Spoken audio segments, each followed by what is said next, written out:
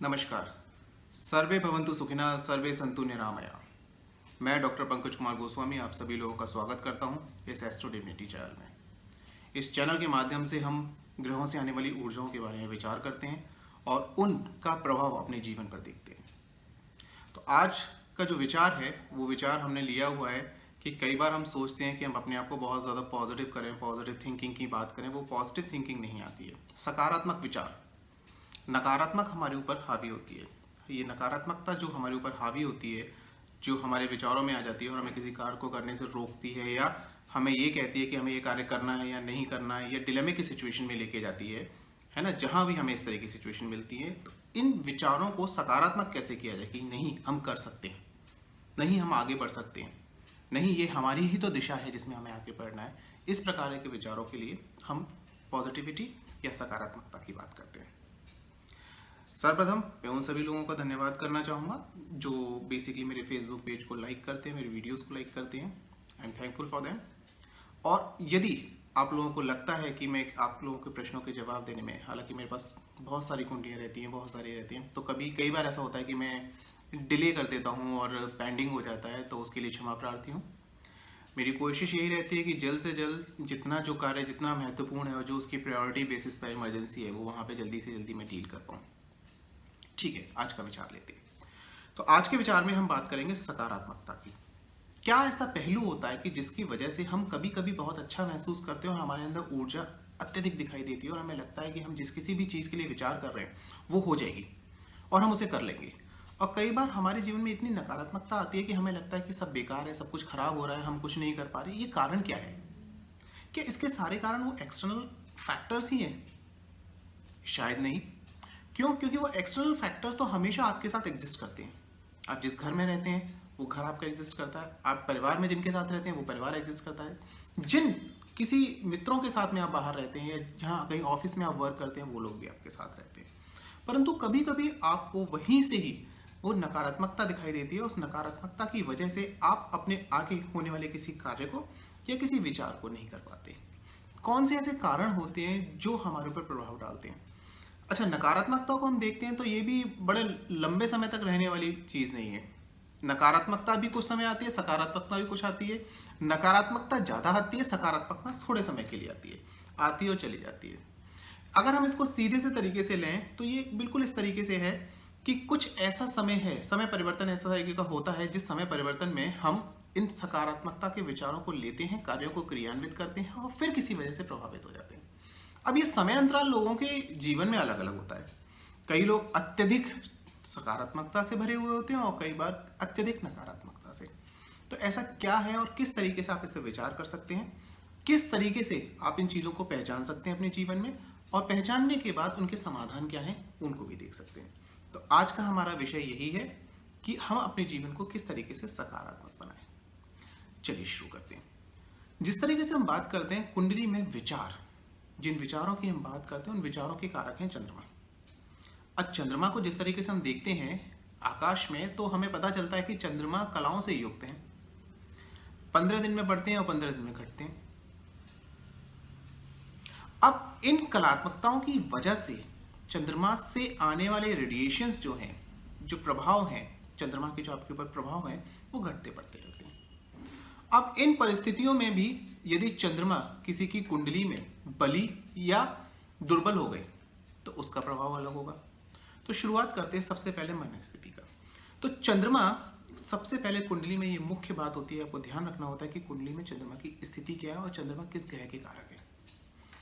चंद्रमा, तो ये देखते हैं कि चंद्रमा हमारी कुंडली में किस स्थान पर है।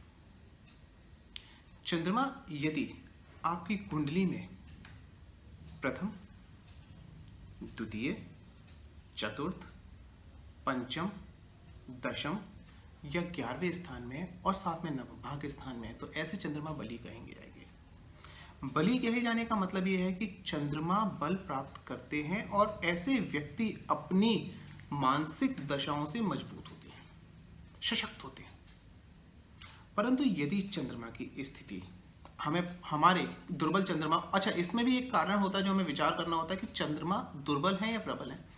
अब चंद्रमा की दुर्बलता और प्रबलता किससे पता चलती है? ये पता चलती है कि कुंडली में चंद्रमा किस ग्रह की राशि में, यदि किसी शत्रु ग्रह की राशि में हो तो दुर्बल हो गए, यदि नीच ग्रह की राशि में हो गए तो दुर्बल हो गए। इसी के साथ में जैसे वृश्चिक राशि में अगर चंद्रमा चले जाते हैं तो कहे जाते हैं नीच के चंद्रमा कहे जाते हैं, और वो दुर्बल हो जाते हैं, क्षीण हो जाते हैं। अब क्षीण हो जाएंगे तो क्षीण का मतलब है कि उनसे आने वाले रेडिएशन इफेक्ट करेंगे नेगेटिवली, ये देखना होता है। अब चंद्रमा को मुख्य रूप से कारण समझना है। अब इनके उदाहरणों के आधार पर हम समझते हैं कि कैसे कैसे चंद्रमा अलग अलग स्थितियों में हमारे ऊपर प्रभाव डालते हैं। सर्वप्रथम एक उदाहरण लेते हैं। कई बार हमारे मन में ऐसे विचार आते हैं जिन विचारों की वजह से हमें डर लगता है, घबराहट होती है, अनजाना डर होता है, हमें नहीं समझ में आता कि हम क्यों डर रहे हैं, लेकिन हमें किसी भी जगह में नॉर्मल रहने में, लाइफ में रहने में एक डर सा रहता है, एक घबराहट सी रहती है कि something is going to be bad. अब ये स्थिति क्या है? ये जो डर और घबराहट की स्थिति है कि आप डर रहे हैं, घबरा रहे हैं, इसमें चंद्रमा का क्या प्रभाव हो सकता है? इसमें चंद्रमा पे किसी ऐसे अशुभ ग्रह का प्रभाव पड़ रहा है जो अशुभ ग्रह इस प्रकार की भ्रांति पैदा करता है आपके मन में। पूरे दिन में अगर आपने देखा तो कोई भी चीज़ आपके साथ खराब नहीं हुई, लेकिन फिर भी सोते वक्त एक भय का बना होना, ये भय जो बन रहा है वो बनने के कारण हो गया कि चंद्रमा किसी प्रकार से ग्रहण योग से ग्रसित है। ग्रहण केतु से ग्रहण हो सकता है, ग्रहण राहु का हो सकता है, जब हमें लोगों से डर लगता है या जब हमें किसी पुरानी चीज़ों से लगता है। कई बार हमें लगता है कि कहीं किसी पुरानी जगह पे जाओ, वहाँ घबराहट होगी, या घर में रखी कोई पुरानी वस्तु है उससे डर लगता है। जब इस तरह के विचार होते हैं तब राहु और केतु के प्रभाव आपके मन में आते हैं और चंद्रमा आपका बली हो जाता है, चंद्रमा आपका क्षीण हो जाता है। अब चंद्रमा आपका क्षीण होने की वजह से आपको घबराहट होगी और घबराहट की वजह से बस एक अनजाना भय नजर आएगा। तो आप समझ लीजिए कि यहाँ पर राहु और केतु का प्रभाव आपके ऊपर है। ठीक, अगली स्थिति की बात करते हैं।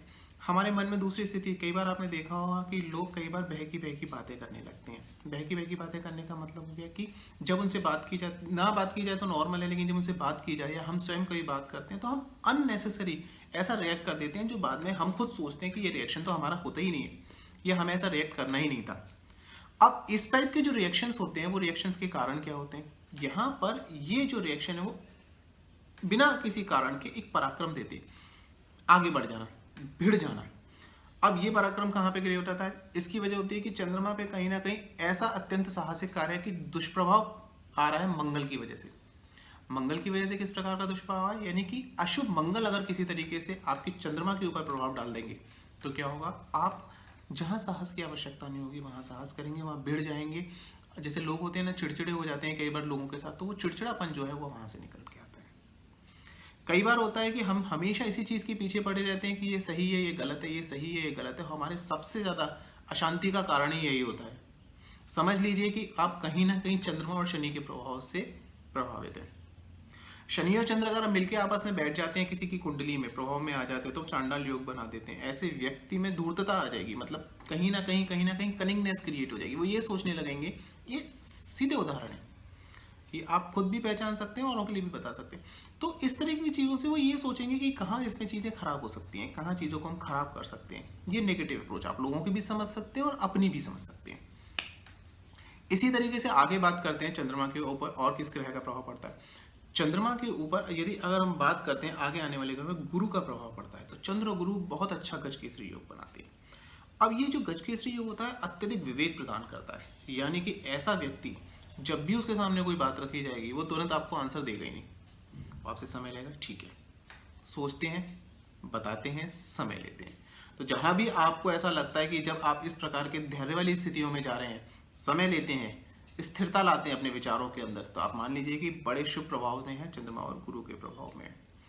जब आप बहुत ज़्यादा क्रिएटिव करना चाहते हैं, क्रिएटिव करने का मतलब हो गया कि जब आपके मन में अलग अलग विचार आते हैं कि आप रुचि लेते हैं संगीत में, खाने में, डिफरेंट टाइप के ड्रेसेस को पहनने में, कपड़ों में, या कुछ ड्राइंग करने में, जब भी आप रुचिकर हो जाते हैं तो मान के चलिए कि आपके मन में जो विचार आ रहे हैं हर समय कुछ इस तरीके के खुश होने वाले, उल्लास वाले विचार जब आते हैं तो आप कहीं ना कहीं शुक्र से प्रभावित हैं। शुभ और अशुभ ये सारे प्रभाव हमें यहाँ पर दिखाई देते हैं। हम निर्णायक हैं तो हम शनि से प्रभावित हैं, हम भयभीत हैं तो हम राहु और केतु से प्रभावित हैं, हम अगर हर्षोल्लित है, हम हर्ष महसूस कर रहे हैं, खुश हैं, तो इसका मतलब खुशी है और कुछ क्रिएटिव करना चाह रहे हैं तो हम शुक्र से प्रभावित हैं। हम अत्यधिक साहसी हैं तो इसका मतलब हम मंगल से प्रभावित हैं। हम हमेशा कैलकुलेशंस में लगे रहते हैं कि ये जोड़ भाग, कि अगर इस बात को कहेंगे तो उसका प्रभाव क्या होगा, इसको नहीं कहेंगे तो इसका प्रभाव क्या होगा। इसका मतलब आप मान लीजिए कि कहीं ना कहीं बुद्ध से प्रभावित हैं, विवेकशील हैं, अत्यधिक विवेकशील है, तो आप मान लीजिए कि आपका विवेक का जो मुख्य कारण है वो गुरु हैं, गुरु आपको विवेक प्रदान करा रहे हैं, गुरु कह रहे हैं कि भाई शांति रखो, धैर्य रखो, फिर इस बात को आगे बढ़ के करो। तो ये सारे जो कारण हैं, वे सारे के सारे कारण ग्रहों की आपस में युति और चंद्रमा पे होने वाले प्रभाव। अब इनमें भी बहुत सारे कॉम्बिनेशंस होते हैं। ये देखना होता है कि हमारे जो चंद्रमा हैं वो वास्तव में किसी शुभ ग्रह से प्रभावित हैं या अशुभ ग्रह से प्रभावित हैं। अब चंद्रमा को हमने साहसिक तो कर लिया, अब ये साहस सही साहस है या खराब साहस है? बात बोली नहीं, लड़ाई शुरू हो गई। ये भी एक साहस है पर लेकिन अशुभ है। परंतु जब जहां 4 लोग बैठे हुए हैं, किसी कार्य को करने के लिए कोई हिम्मत नहीं कर रहा, पर एक व्यक्ति उठता है, कहता चलो उठ के हम इस कार्य को देखते हैं, ये शुभ साहस हो गया। इसी तरीके से अगर हम बात करते हैं, हर धैर्य का भी एक सीमा होती है। तो किसी से कोई प्रश्न पूछा, इसका उत्तर दीजिए, हाँ हम आपको उत्तर देते हैं। अब किसी ने धैर्य रख के उत्तर दे के सही विवेक से उत्तर दे दिया तो धैर्यशील व्यक्ति हो गया। परंतु वही उत्तर उसने डिले कर दिया, नहीं दे रहा, लॉन्ग टर्म तक नहीं दे रहा, सोच ही रहा है, क्लियर नहीं कर पा रहा है, तो ये एक नेगेटिव एस्पेक्ट हो गया। अब ये सारे कॉम्बिनेशंस हमें कुंडली के अंदर देखने पड़ते हैं।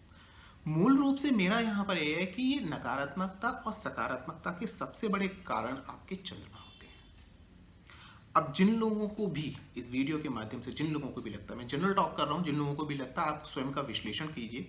किसी भी इस तरीके की परिस्थिति से गुजरते हैं कि पहली परिस्थिति जिसमें आप लोगों के साथ, अब क्योंकि हम नेगेटिव टॉक की बात करें, हमारी बात है कि हमें ये नेगेटिविटी हटानी है, तो हम पॉजिटिव जो है दैट्स कीप ऑन वर्किंग, वो काम करते रहें जहाँ पर नेगेटिविटी फील होती है। पहली, यदि आपको लगता है कि आप किसी भी जगह पर जब किसी से बात करते हैं तो जल्दी से चिढ़ जाते हैं, आप चिड़चिड़ा स्वभाव महसूस करते हैं, चिड़चिड़ा स्वभाव महसूस करने की वजह से लोगों के साथ रिएक्ट कर देते हैं, ऐसी स्थिति में आप समझ लीजिए कि यहाँ पर आपके चंद्रमा प्रभावित हैं किसी मंगल से दोष से। अच्छा, जब आपको चिड़चिड़ाहट आ जाती है, इरिटेशंस आ जाते हैं, और इरिटेशन के बाद रिएक्शन भी आ जाती है। केवल इरिटेशन आके रह गई, एक केस हो गया, लेकिन इरिटेशन के बाद आपने रिएक्शन भी दे दिया, दूसरा केस हो गया। केवल चिड़चिड़ाहट का मतलब हो गया कि आप जिस किसी भी ग्रह से प्रभावित हैं वो ग्रह दुर्बल है, वीक है, तो आपके अंदर की ऊर्जा आपके अंदर ही रखेगा। लेकिन अगर आप नेगेटिवली प्रभावित हैं मंगल से और मंगल है स्ट्रॉन्ग, तो वो आपकी प्रवृत्ति को बेसिकली ऐसा करेगा कि सामने वाले के ऊपर इफेक्ट आएगा। दूसरा, ये प्रवृत्ति इतनी ज़्यादा नेगेटिव हो सकती है कि कई बार लोग हिंसात्मक भी हो जाते हैं। इसमें भी तो मन और मन हिंसा। अब इसमें और प्लैनेट्स के कॉम्बिनेशंस भी आ गए, ध्यान से समझिएगा, और प्लैनेट्स के कॉम्बिनेशंस भी आ गए कि अगर चंद्रमा मंगल से प्रभावित है और अशुभ मंगल से प्रभावित है तो हिंसा आ गई। अब ये हिंसा जो होती है, वो हिंसा कई बार आपके लिए भी होती है और कई बार हिंसा स्वयं के लिए भी होती है। यानी कि चंद्रमा दुर्बल हो गया, लग्नेश भी कमजोर हो गए, तो ये मन इतना कमजोर हो जाता है कि जो हम केसेस सुनते हैं न्यूज़पेपर के ऊपर कि लोगों ने अपने आप को नुकसान पहुंचा लिया किसी तरीके की, वो यहाँ पर इसी तरीके की परिस्थिति बनती है।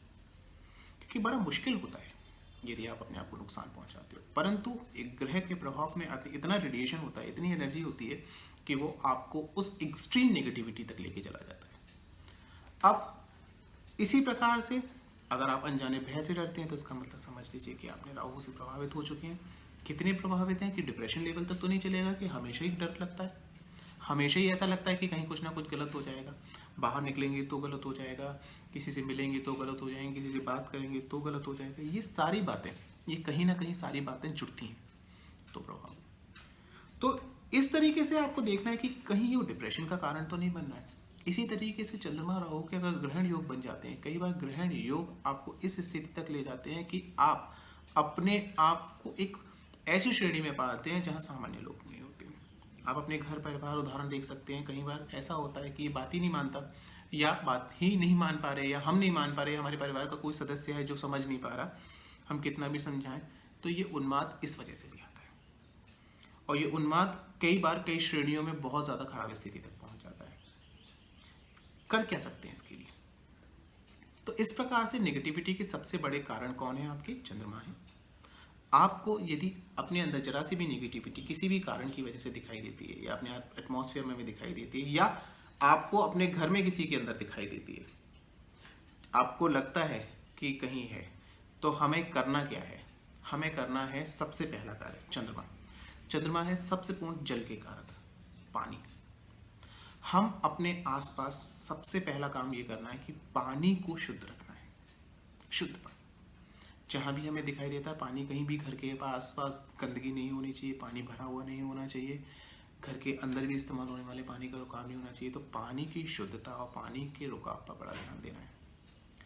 दूसरी बात, जिस व्यक्ति को कहीं भी आपको लगता है कि नकारात्मकताएं दिखाई देती हैं, वहाँ पर उस व्यक्ति को शुद्ध पानी पिलाना है। पानी के मामले में बड़ा ध्यान रखना है, जल का सेवन अधिक करना है। जितना आप जल का सेवन करेंगे उतना ही प्योरिफिकेशन होगा। बहुत ज़्यादा इंपॉर्टेंट है। Sometime it is very much scientific, ये साइंटिफिक भी है और ये ज्योतिष के द्वारा भी है। तो वहाँ पर उन स्थितियों में आपको इस चीज़ का ध्यान रखना है। इसके बाद हम बात करते हैं और क्या हम इसके साथ कर सकते हैं। तो सबसे पहले ये चीज़। दूसरी चीज़, हमें जब भी हम चंद्रमा से प्रभावित होते हैं, चंद्रमा क्योंकि कलाओं से परिपूर्ण है, बदलते हैं अपने आप को, 15 दिन में अलग और 15 दिन में स्थिति बदलते हैं, पूर्णिमा से अमावस की तरफ भी जाते हैं। तो जब इस तरीके की परिस्थिति में चंद्रमा परिवर्तन करते हैं तो ऐसे व्यक्ति कभी भी एक स्थिर अवस्था में नहीं रहते, वो हमेशा परिवर्तित रहते हैं। तो उनके परिवर्तित विचारों को स्थिरता प्रदान करने के लिए क्या करना पड़ेगा? स्थिरता प्रदान करने के लिए हमें गुरु को बलि करना पड़ेगा। गुरु को बलि करने के क्या कारण होते हैं, क्या उपाय होते हैं? गुरु को बलि करने के लिए आप बेसिकली गुरु का मंत्र इस्तेमाल करें। साथ ही आप यहाँ पर मैं आपको सजेस्ट करूँगा गुरु से संबंधित मंत्र इस्तेमाल करें। ओम श्री गुरुवे नमः, इस मंत्र को जितना ज़्यादा वो जाप कर सकते हैं वो करें, इससे मन में स्थिरता आएगी। साथ ही महामृत्युंजय मंत्र का जाप किया जाए। महामृत्युंजय मंत्र का जाप करने के साथ में ये चैंटिंग है, basically it is a kind of energy recreation. जिस किसी व्यक्ति को ऐसा नकारात्मक महसूस होता है उस व्यक्ति को महामृत्युंजय मंत्र का जाप करना चाहिए, और जाप भी कुछ इस प्रकार से करना चाहिए कि ये ऊर्जाएं उत्पन्न करे, ना कि आपको सुनना है, ना कि आपको माला फेरनी है, ना कि आपको गिनतियाँ काउंट करनी है। It is a kind of I think you are just creating some source of energy. आप किसी से एनर्जी सोर्स ले रहे हैं और दे रहे हैं, ये क्रिएशन आपको करना होगा। तो ये मूल मंत्र है। सही जानकार की मदद लेके सही चंद्रमा की स्थिति का पता करने के बाद मोती एक ऐसा रत्न है, शुद्ध मोती एक ऐसा रत्न है जो चंद्रमा को बलि बना सकता है, परंतु इसके लिए पूर्ण जानकारी जरूरी है, क्योंकि ये देखना पड़ता है कि चंद्रमा किन किन के साथ बैठा हुआ है। तो आप मोती का इस्तेमाल कर सकते हैं, अपने लग्नेश को बलि कर सकते हैं। साथ ही जिन लोगों को नकारात्मकता महसूस होती है उन लोगों को श्वेत वस्त्र नहीं पहनने चाहिए, और यदि पहनते हैं तो पूर्ण श्वेत पहनने चाहिए, साफ, गंदगी नहीं होनी चाहिए उनके ऊपर। रेडिएशंस का चक्कर है, रेडिएशंस आएंगे, रिसीव करेंगे, नेगेटिविटी क्रिएट करेंगे और कैप्चर करेंगे एरिया। इस चीज़ का विशेष ध्यान रखें। तो नकारात्मकता और सकारात्मकता सब यही है। यदि आप अपनी कुंडली के अंदर, अगर अपनी कुंडली विशेष को आप देखते हैं और आप जानते हैं और आपको अगर लग्नेश समझ में आता है, कुंडली के अंदर जो सबसे पहला खाना होता है वो खाना आपका बेसिकली लग्न है, और लग्न का जो स्वामी है वो लग्नेश कहलाता है। आप अपने लग्नेश को यानी कि अपने आप को, आत्मबल को मजबूत कीजिए और चंद्रमा की स्थिति को देखिए कि चंद्रमा कहाँ पर है। चंद्रमा पहले स्थान में है, दूसरे स्थान में है, तीसरे स्थान में भी पराक्रम देते हैं, पर लेकिन डिपेंड करता है कि किन ग्रह के कॉम्बिनेशन में। चतुर्थ में है, पंचम में है, उसके बाद नवम भाव में है, दशम भाव में है। दशम भाव में होंगे तो चलाते रहेंगे इधर उधर, दशम में है और 11वें भाव में, तो आय को कम ज़्यादा करते रहेंगे। यहाँ पर अगर हैं चंद्रमा तो ठीक है, फिर देखिए कि इन पर किन ग्रहों की दृष्टि पड़ती है, ये भी आपको देखना होगा। साथ ही फिर आपको ये भी नज़र करना पड़ेगा कि चंद्रमा किस ग्रह की राशि में बैठे हैं। तो इन सब कॉम्बिनेशंस के बाद आप चंद्रमा की स्थिति पता कर सकते हैं। चंद्रमा की स्थिति पता करने के बाद फिर उसी से संबंधित ग्रह, उसी से संबंधित आपको उपाय लेने होंगे। तो मुझे लगता है कि ये वीडियो आप लोगों को काफ़ी समझ में आया होगा, और अब आप खुद स्वयं अपने कारण ढूंढ पाएंगे कि यदि मैं हूँ तो मुझको कौन से ग्रह का प्रभाव हो रहा है और किसकी वजह से ऐसा हो रहा है। आपको इन सब चीज़ों से उलझना नहीं है, सिर्फ जानकारी इकट्ठी करनी है और जानकारी का समाधान करना है। ज्योतिष भी बिल्कुल चिकित्सा शास्त्र की तरीके से है। सही जानकारी, सही कारण, और सही कारण के बाद उसका सही उपाय आपको उस समस्या से दूर करता है। तब तक के लिए नमस्कार। यदि आपको लगता है कि इसमें किसी और चीज़ की जानकारी आपको चाहिए तो आप मुझे कमेंट बॉक्स में मेंशन कर दीजिए, या मुझे मेरे फेसबुक पेज पे मैसेज कर दीजिए। मैं उसी पर्टिकुलर सेक्शन के बारे में बात करके आपके सामने आऊँगा। थैंक यू, नमस्कार। सर्वे भवन्तु सुखिनः।